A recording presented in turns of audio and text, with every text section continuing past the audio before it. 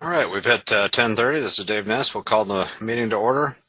Holly, would you please proceed with roll call? And just a reminder to folks, when your name is called, please introduce your name and agency as part of the same process. Thank you. Okay. Wendy Hess. Present. Wendy Hess, Woodbury County Communications, representing communication centers. Mindy Benson. Mindy Benson with Blackhawk County Emergency Management, representing Iowa Emergency Managers Association. Michelle Bischoff. Michelle Bischoff, Des Moines Fire, representing Iowa Pro Chiefs.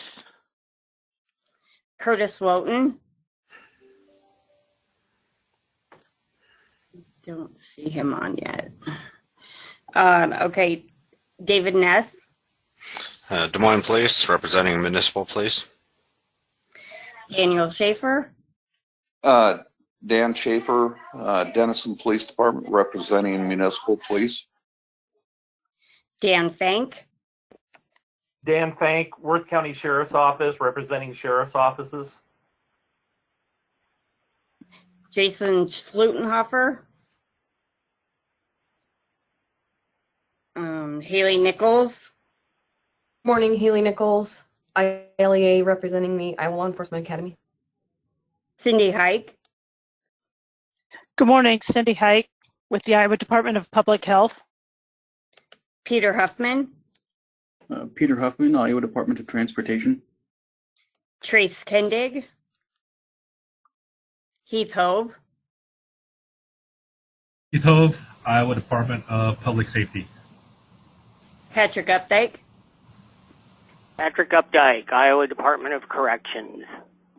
Blake Jerushi. Blake Jerushi, Iowa Homeland Security and Emergency Management. I'm the 911 Program Manager. Jessica Turba. Hey, Holly. Jessica is here, but her microphone is having some issues. Okay. And do we have any legislative members on the phone? And we do have a quorum.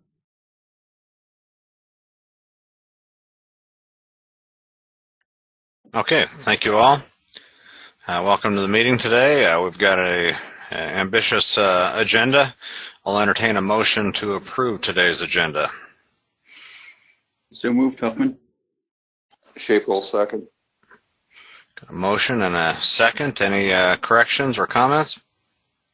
All in favor signify by saying aye. Aye. Aye. Aye. Aye. Any opposed? Motion carries. I'll seek a motion on the meeting minutes from May 13th. Benson moves. Huffman second. Heichel second. I heard a Benson and a Hike. Any further questions or comments? Hearing none, all in favor signify by saying aye. Aye. Aye. Aye. And opposed. Motion carries. SWIC report. Yes. Thank you, Mr. Chair. Is my audio coming through okay? Perfect. All right. Excellent. Thank you. Quick update on in-person meetings for the board. I have still been working on it. I don't have anything new to report just yet. I know that there are some local agencies that are getting back to having intra-agency meetings in person, but we're still awaiting on word that any of those facilities would be open to outside groups. I am hoping, though, that we can have our midsummer meetings in person. I think it'd be good to get back in person if we could. And, of course, the virtual option would still be available. I have some updates as well. If you think back to the conclusion of 2020, there was an FCC proposed rule change on the use of 4.9 gigahertz. That had made it through the FCC comment period after it was extended, and they did receive a lot of negative feedback on that from public safety agencies. The rule was progressing, but with the change in administration and change in commission and some petitioning from various groups within the public safety environment, the FCC has actually decided to put a stay on that rule change as of, I believe, midweek last week. What that means for us is that there are no changes coming to 4.9 gigahertz for now. So for those agencies that are using 4.9 gigahertz as a backhaul for their current local systems, that will still be protected and allowable. It looks like there may be some groups petitioning for additional access to that spectrum. I will keep tabs on that and keep the board informed of anything that changes with that. But for now, there is a stay on that order, so that's a good news for a lot of our agencies that still use 4.9 gigahertz, which, if I remember right from last fall, I believe we had somewhere between 40 and 50 licenses for 4.9 gigahertz in the state of Iowa. Continue to work on the derecho response with respect to the SDR deployment in Clinton. That is basically at steady state right now. I have been working with HSEMD on reimbursement processes. Rick Biondi over there has been helpful in working to help us get a project with FEMA started up for that reimbursement process. And those bills have been transferred over to Rick as well. So we'll hopefully have that in motion and on railroad tracks before too long. Local agency training, again, we continue to offer that. We continue to deliver. We had one yesterday actually as a follow-up in Humboldt County that was dispatch specific. We've got another one coming up on Monday in Shelby County and a few more coming up near the end of the month. For those agencies that are interested in this now, we have almost 3 different curriculums now.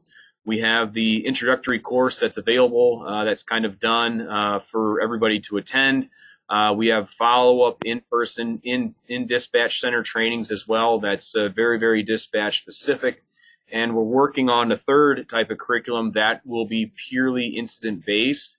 We'll be delivering that one for the first time, likely at the end of the month with Union County. So for those that want agency-specific Essex training, that is available. There's no cost to having that, and we're happy to put it on for you. Along the lines of training, we're also working on Essex regional training as well. A couple of things to point out here. We're looking at having a virtual refresher training that would be relatively brief on July 20th at 1300. That session would last for about an hour. And for those agencies that are on the Ragbri route, this would be timely if there's an interest in a quick refresher before Ragbri rolls on through the following week. From Rick 2, I'm also happy to report that they are willing to be our introduction to a return to in-person regional training as well. There's a session scheduled with them for July 29th. That sign-up form will be out relatively soon. And we're also working on locking down dates, times, and locations for the subsequent regions. And again, just one more offering. If you do have that regional training and you like what you see, but you want to have follow-ups, again, that one-on-one follow-up session is also available. For Status Board, we do have some updates for that as well. There's a new tab that has appeared in Status Board, and I'm going to bring up a version of it on my PC here so you can see it. This is our training profile that we typically use for agencies as we're going through this. There's a new tab called Site Status. If you click on that, that will bring up a new section within Status Board. This is a listing of individual sites and other types of site level resources that we can add status updates to. Everybody has access to this. And if you want to see if a site is down for maintenance or something like that, all you have to do is go up to current administration notes and click twice. And that will sort the columns so that any sites that are going to be down for preventative maintenance will show up here. So that your dispatchers and your key personnel will have awareness of any updated maintenance windows on the Essex platform during that time. DPS and Scott Richardson will be doing a lot of that work there to make sure that's updated, but that is a new feature in Status Board for everybody here, and it's our way to help keep people informed on the status of the network.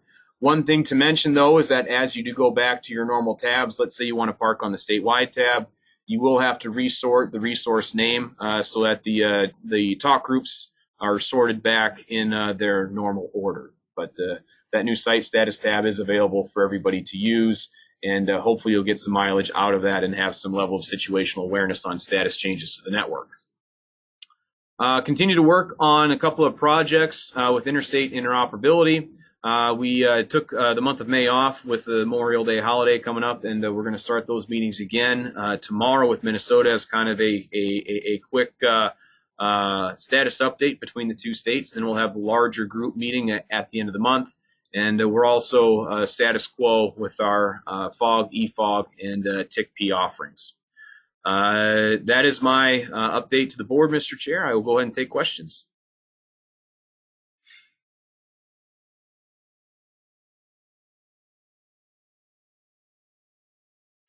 All right, hearing none, we'll move on to the 911 Council report. Mr. DeRushi. Thank you, Mr. Chair. As a reminder, the 911 Council meets just prior to this meeting. Today, there was a lot of technical discussion for those involved in the 911 community.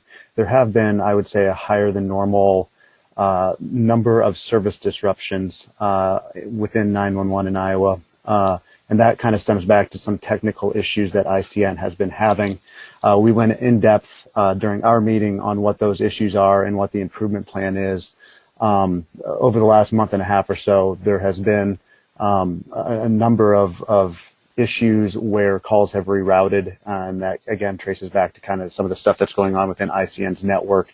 All 911 calls do get successfully routed. It just might not be to the intended PSAP. So obviously that is a big deal, and it has the highest level of attention within our office, ICN's office, and within their their equipment vendors that are trying to remedy the situation. So again, the bottom line is that 911 calls are getting answered. They just might be rerouted. What we've seen is about 20 to 30 PSAPs kind of impacted coming up and down on the network. So hopefully that is on its way to resolution. If you have any further questions or want some of the technical background, happy to point you in the right direction to the 911 Council meetings recording. We do post that after the meeting. The other thing of note, former Essex board member John Benson has been appointed the interim director of Homeland Security and Emergency Management. Our previous director resigned, and John was appointed on Friday to be the interim director. So not really expecting any changes within the 911 program, but just wanted to bring that to everyone's attention. That concludes my briefing. If there's any questions, I'll be happy to take them.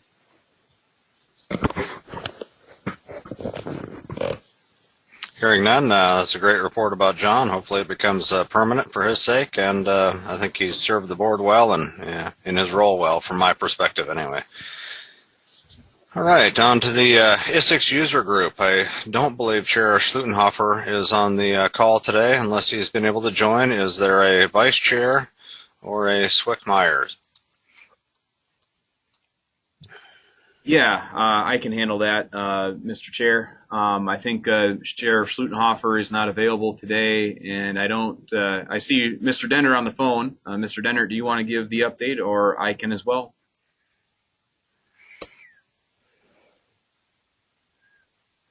Please go ahead. I don't have my notes in front of me. All right, thank you, sir. User group committee met last month.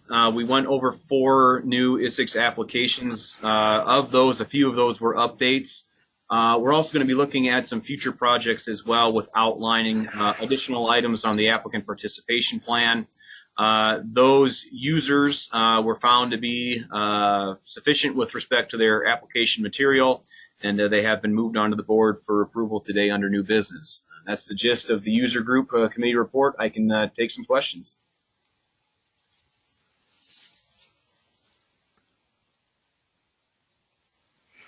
Well, why don't you keep the floor and move right into the finance report? Sounds good, sir. Thank you much. So financials for the month of May, we had $18,672.21 in expenditures. That leaves our funds available to $151,608.43. Number's a little high, but that was related to the paying of bills related to the deployments in Clinton County. From previous months as well. I guess that wasn't in the May financial statements, but we have paid those bills for the SDR deployments. The balance is a little bit low right now. We should be getting our appropriation coming up around the time of 1 July or shortly thereafter. And of course, we're working on those FEMA reimbursements for the deployment, which should take our net cost for that deployment down to around $8,000, like we had discussed previously at the meeting. SLIGP closeout continues. I believe we're in the waning stages of that. We don't have Sarah McDermott on the line this month, but we will try to line up her next month to give a brief summary on how that closeout activity went, and then we'll go from there. That's my update, Mr. Chair. I will go ahead and take any questions.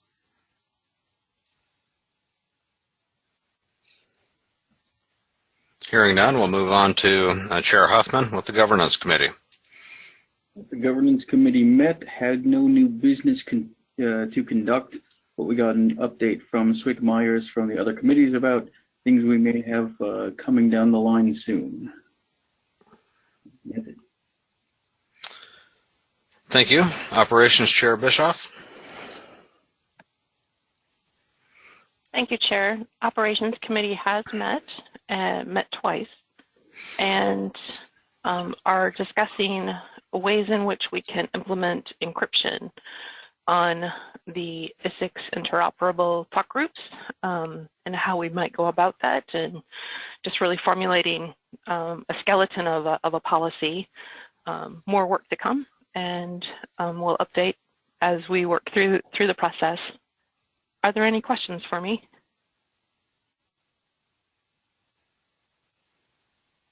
Thank you.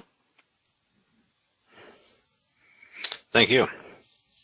Outreach Committee. Yes, sir.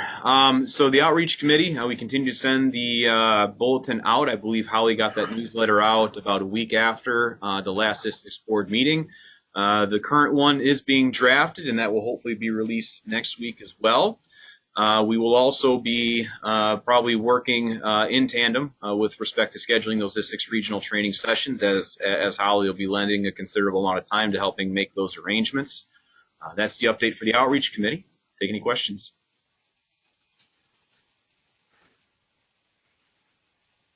Hearing none, we'll move on to Chair Nichols and the Training Committee. Good morning. Thank you. We did meet on May 26th and discuss the virtual ComL that is going to be held the week of July 12th, and that we had registrations. There was no minimum, so that class is going to go forward. At that time, we had 4 registrations, as well as the U.S. Coast Guard was interested in 5 seats. Swick Myers might have an update on that if there's any new registrations.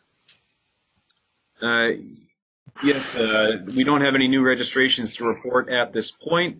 The plan is to reach out to the Coast Guard by end of next week if they are going to sign up potentially 5 members, as it looks like we may have some seats available.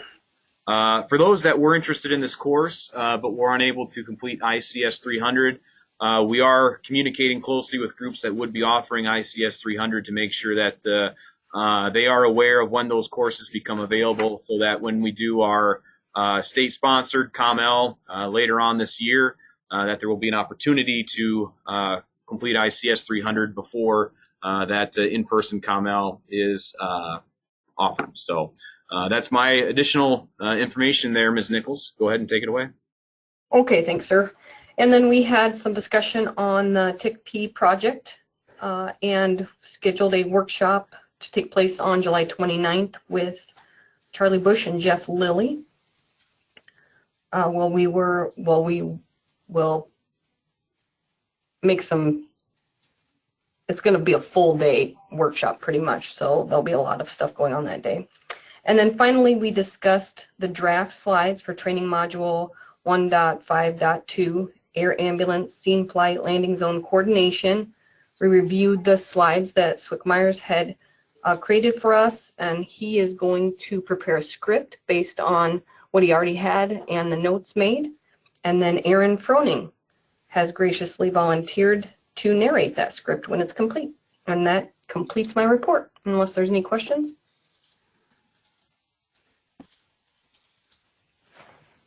Thank you for the report, Haley.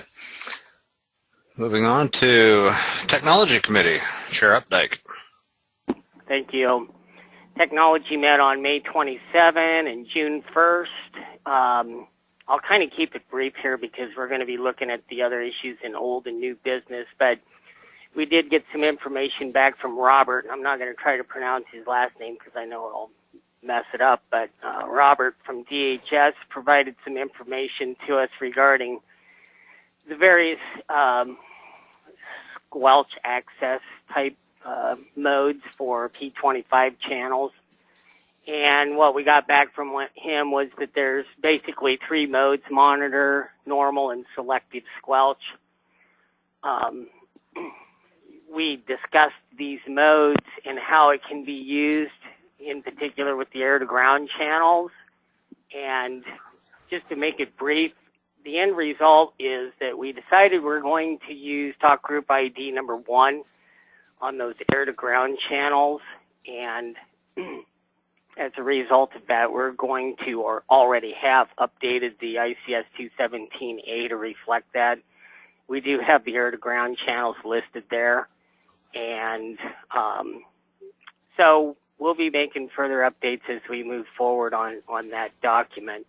And so, like I said, I'll get into the other topics when we get into new and old business. That's what I have for now. Shorter than expected. Thank you. We'll stay tuned for more details later. Thank you. Yep. FirstNet Broadband Committee, Chair Bischoff. Thank you, Chair. Yes, the FirstNet Broadband Committee met this week, and the reports from this group are that the southwest part of the state is getting considerable build out and is nearing its completion. I'll let Bart provide detailed information on that, as well as we had a guest speaker regarding FirstNet Central and the ability to uplift and monitor the network was covered. So providing update information to the members as well as updates on the network overall. Are there any questions regarding FirstNet?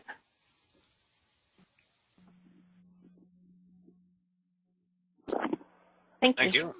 Thank you. We'll move on to information sharing between board members.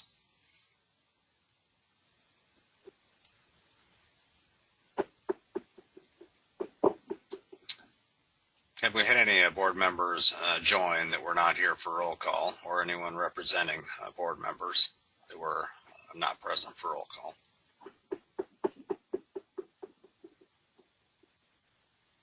Okay, hearing no discussion, we'll move on to the project manager, Motorola representative, about the Essex system.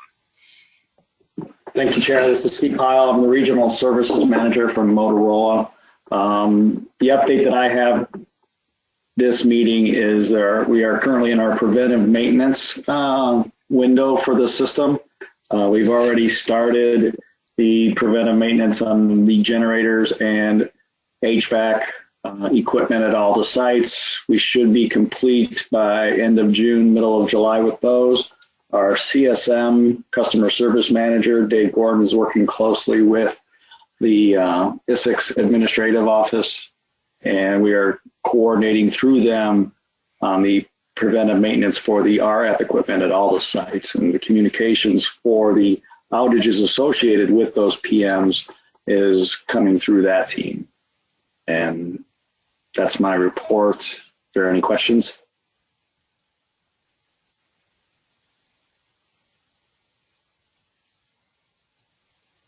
Hearing none, we'll move on to the Essex System Administrator report. Scott or someone on the committee on the call? Yes, Scott's on. Thank you. Mr. Pyle covered a lot of the preventative maintenance aspect that's going on. I would just advise that next week, Fairfield is scheduled for June 15th.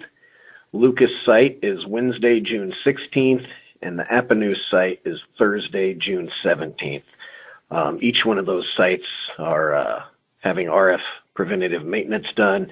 Should be about a 4-hour downtime from 9 to 1 for each one of those sites. And I've sent out emails. Some of you may have already seen those. Other than that, I just have new numbers. The total number of radios now stands at 24,122, which is an increase of 1,313 over last month. The majority of that, I think, is radio IDs for the state of Nebraska. And total talk groups stand at 2,511, and there were 2,167,403 push-to-talks for the month of May. And that concludes my report. I will take any questions.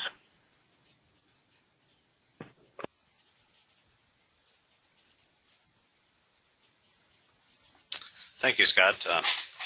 Hearing none, we'll move on to FirstNet Authority update. I believe Kevin Knight, I saw you on the roster. Yes, good morning. I have a brief update we provided to the committee earlier this week also. Today, if you have time, there's a FirstNet Connected Community webinar, 2 p.m. Eastern Time. This is regarding smart cities. We've also uploaded an additional half a dozen podcasts, Keeping Tribes Connected, Future of EMS, Covering Mission Critical Capabilities, how broadband tech can enhance canine operations. FirstNet helps emergency communications adapt during the pandemic, and new FirstNet technologies are game changers for public safety. So episodes 48 through 53. We also highlight retired Assistant Chief Harry Markley from the Phoenix Police Department, who is now our Senior Law Enforcement Advisor. Harry spent more than 30 years with the Phoenix Police Department, rising through the ranks and serving in nearly every part of the department. So he's a great asset to be with our organization now, and he has a blog and a video as well. And in closing, our Public Safety Advisory Committee held its spring business meeting to discuss the committee's efforts in 2021 and ongoing plans to support FirstNet's growth and expansion. Discussions highlighted accomplishments and business updates in 2021, the PSAC strike team efforts, and other PSAC user working groups updates. So that is my update, and always available at kevin.nida@firstnet.gov to answer any questions you may have. And then Holly's always been very gracious about getting this information out as well. So back to you, sir. Thank you for joining us today. CISA ECD update from Jim Lundstedt. Good morning, sir, and Isicsb. No report today, just a quick reminder of the persistent and increasing threat that public safety as well as critical infrastructure groups are dealing with concerning ransomware. I'm sure you've seen the news that the U.S. government was successful in clawing back some of the ransom paid by the Colonial Pipeline Group that was paid in Bitcoin, and news today that a significant ransom was also paid by JBS Foods to get the system keys to unlock their system. One reminder from the federal side is we do not recommend paying ransom because in a number of cases, the key that is provided is either inoperative or unsuccessful in recovering the files. We are conducting a trial with the DHS Science and Technology Directorate on a project to work on ransomware protection for emergency communications centers, or PSAPs. There is a success story in that early on that one of the recent ransomware attempts, the particular appliance that was under test not only was able to detect exfiltration, which is an early sign that a ransomware activity has begun, but the actual encryption key was captured in the message stream, and the particular victim was able to unlock their files and recover without any further impact. It's a significant challenge for all of us in public safety. We continue to work on best ways to manage and prepare to deal with the problem, but nothing further to share today. Thank you. Thank you. Moving on to the Standards Working Group. Swick Myers, any report? Yes, Mr. Chair. Quick update on standards. We will be taking up some new standards here over the next month. We did not have any to pass on to governance for approval, but we will be working on some more into this month. Also, I believe AT&T FirstNet update from AT&T proper. I think we may have skipped over that, sir. Bart Blank is on the line as well, so he would be able to give that. Thank you. Good catch. Bart, sorry I missed you. Go ahead. All right. Good morning, everybody. Just a quick tower build update for the last month. We had 9 new towers go up and live, starting with Clarinda, one in Lenox. We had one in Sharpsburg, another one in Bedford, Iowa. And then Stanton had a new tower go live. South of Indianola, this one's along US 69 between New Virginia and Liberty Center. Another new tower went up just outside of Cedar Rapids in Amana. That kind of covered a gap there. And southwest Iowa in Blockton, and in southern Iowa near High Point and Garden Grove. So 9 new towers and more to come. Great, thank you. On to old business, sub-regional talk groups. Any update with that, Chair Bischoff? Nothing particularly new, but just for those that may have lost sight of where this sits is the policy was reviewed by operations and has been moved to the standards working group for it to see if there's any additional changes that are needed. Sub-regional talk groups are being used on a daily basis or regular basis and will be used as a part of the Ironman communications plan, which is a major event happening, Father's Day weekend in the Des Moines and West Des Moines area. It's a half Ironman, so lots of resources are necessary, and the subregionals are a part of that plan. Are there any questions regarding the subregionals?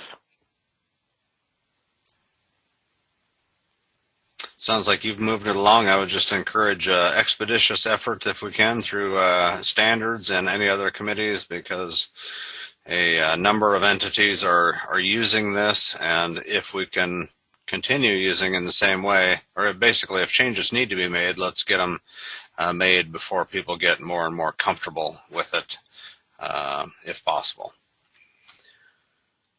LTE deployable policy, Chair Updike. Okay. Well, this is a piece of work that's been out there for quite a while, and it came back to us some time ago for further review, and as you know, some of our concerned people took a look at this. They went through it, changed some of the wording, or at least helped amend it. We put it out for a 60-day comment period, I believe, in February. That 60-day comment, no, was that March? I don't remember.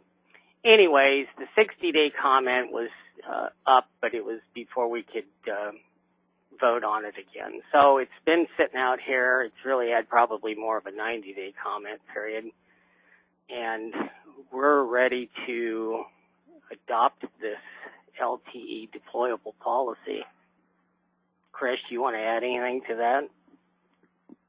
that? Just one thing really quickly, just a quick refresher for everybody. When we were working through the amendments to this, we worked with FirstNet, AT&T, and the representatives from CTIA. CTIA is an organization that does represent various industry groups such as Verizon, US Cellular, T-Mobile, and Sprint, and also AT&T, and also some manufacturers. So we went pretty far and wide with the reviews and updates to this policy. We did not receive any public comment on it, and actually in a statement from CTIA said that they were not going to publicly comment on this because they were satisfied with the contents of the policy as it stands. So Chair Updike, I'll pass it back to you. And with that, I would like to make a motion that the board adopt this LTE deployable policy as written. Bischoff will second. Got a motion and a second. Any further discussion? Hearing none, all those in favor signify by saying aye. Aye. Aye. Aye. Any opposed? Motion carried. Thank you, Patrick, for the additional time and effort you spent on that. And allowing for additional comment. Although we didn't receive any, it's important that we make the opportunities for people to contribute. All right, new business. Chair Schlutenhofer is not on. Vice Chair Dennert or Swick Myers, would either of you like to cover the Essex user approval motion? Mr. Dennert, I can take care of it if you need me to. And I just got a text from you saying go ahead, so I will. On new business today, we have 4 applications that are up for approval. Butler County Emergency Management Level 1. They are just across the river, and they are looking at tying a few radios into Essex so that they can speak with their neighbors on the Iowa side of the Missouri River. Butler County is adding some talk groups. They were previously approved for Level 3 access. Hardin County is a new application. This would be for Level 2 access for the Sheriff's Office. They're looking at adding radios to get access to the interoperability talk groups and also some talk groups of their own. And Monona County is making some additions to their Level 3 access that they've previously been approved for.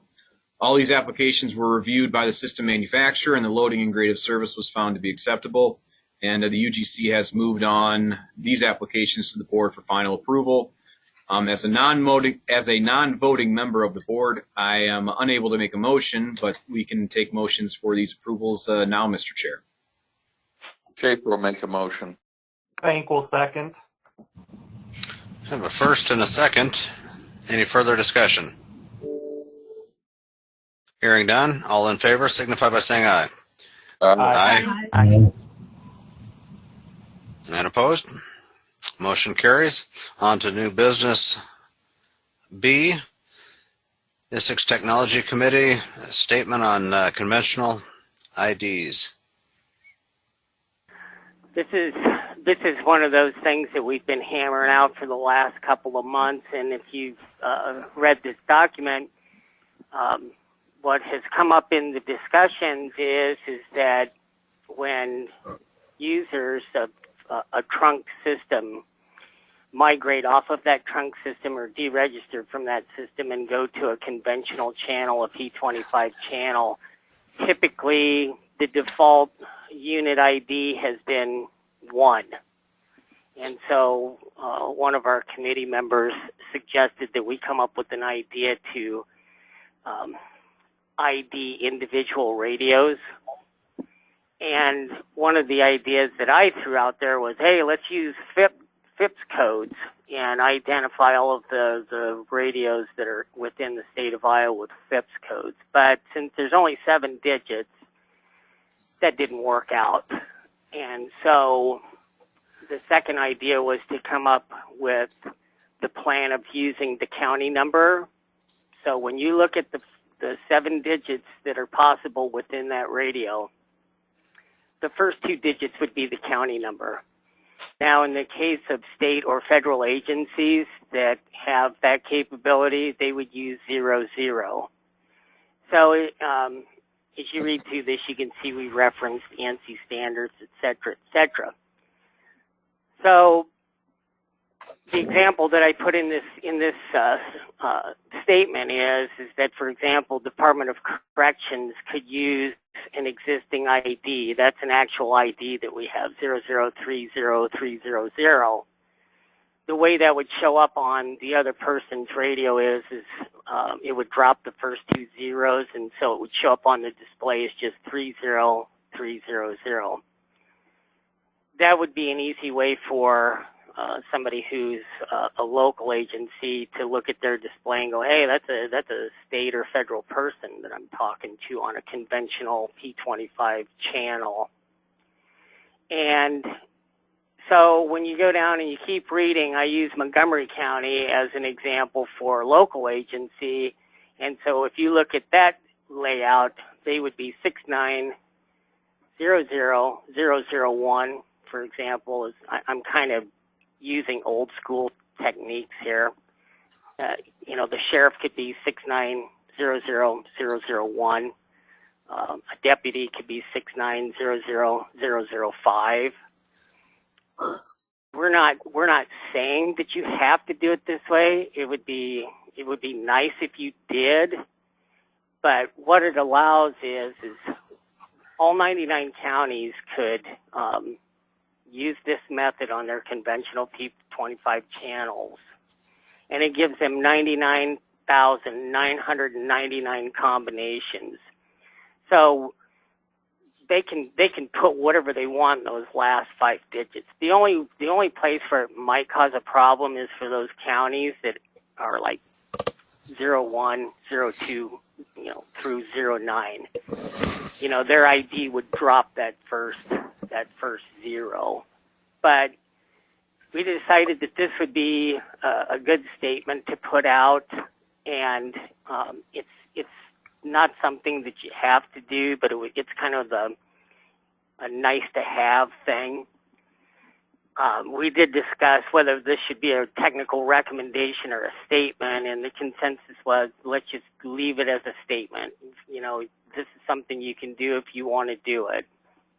And so with that, first off, before I go any further, I would take any questions that anybody might have on that. Hey, Patrick, this is Chris. I think it might be beneficial for the board to know what channel specifically this would apply to, both possibly some out of an IFOG and some that we may have within the state.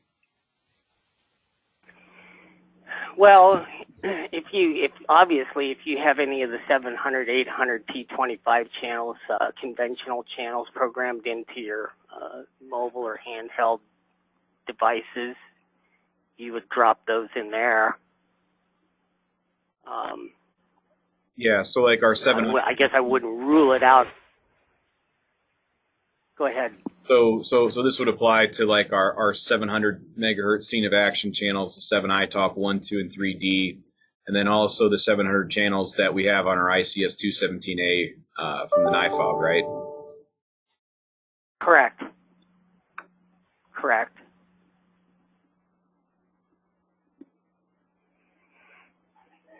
So, any other questions or concerns about that document?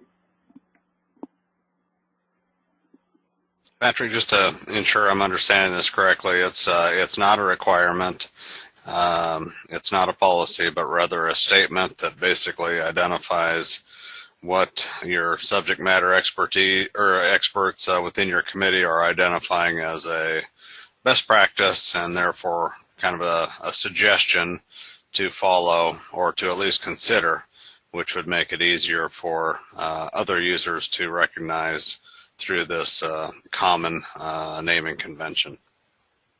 Right, because typically if everybody has one programmed into their radio and they all roll up on a scene, if you're looking at your display, it appears that everybody is number one. So this would kind of segment things out, and it's a nice to have.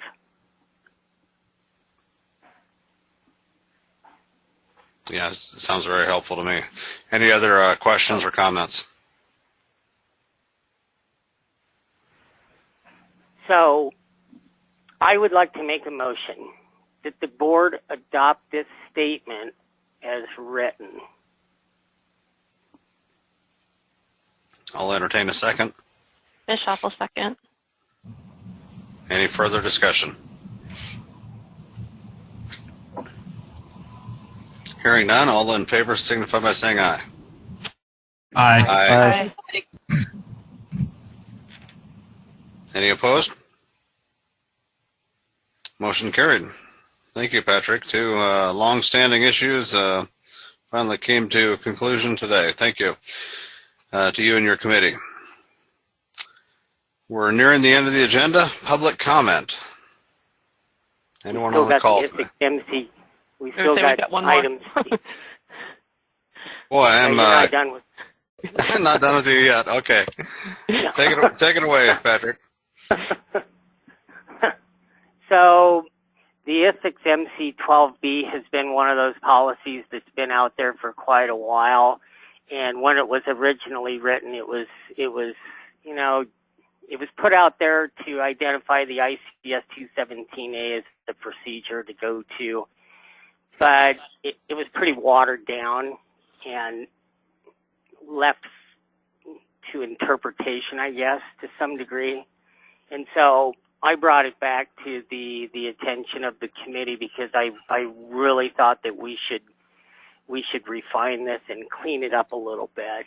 And we spent some time on this. And as you can see, this policy addresses only conventional channels. I know there's been some talk about trunk systems being added to this, but after we pounded this issue out, I mean, for months, we were going back and forth about whether this should address conventional channels only or make an addition to add, trunk system resources. The end result was that we are not going to put trunk system resources within this document because this policy was originally written to identify conventional resources because we realized that not everybody may be on the Essex system. And if there's the potential for interoperability to be achieved between two agencies on two different systems, this tackles that. And so we redid it, reworded it, put some references in there, and we're going to keep it as the overseer of the ICS 217A. There is the potential in the future that we may write a policy that addresses trunk system resources and have its own ICS 217A. But for right now, we're going to leave this just as it is written in this draft. So before I go any further, I would see if there's any questions or concerns about that document. Patrick, this is Michelle. Yes.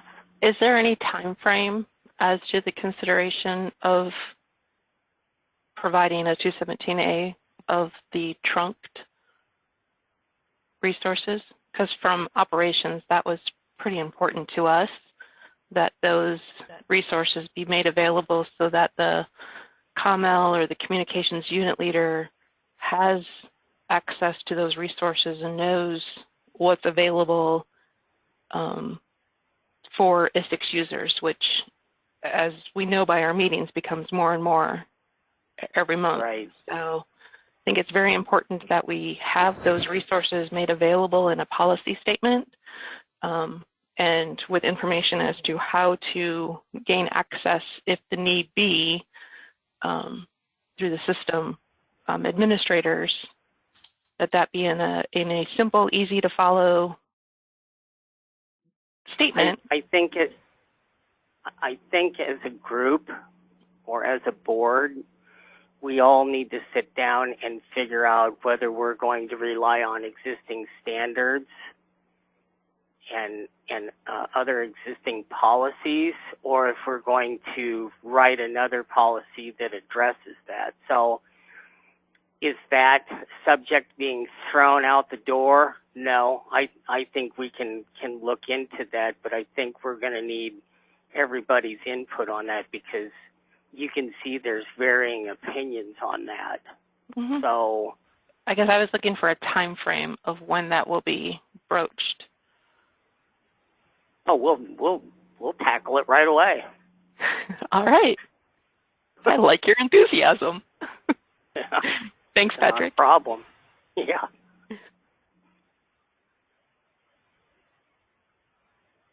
Any other questions or concerns?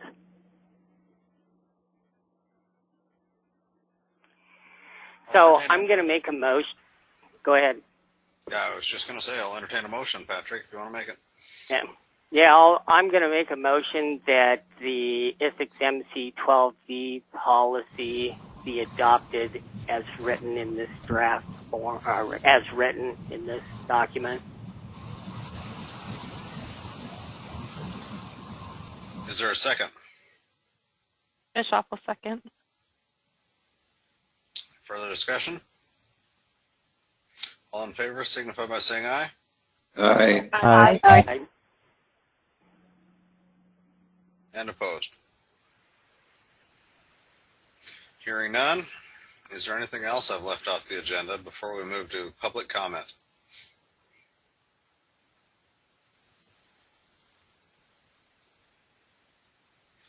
Any public comment, board members or otherwise? Hearing none, we'll adjourn the meeting at 11:20. Thank you.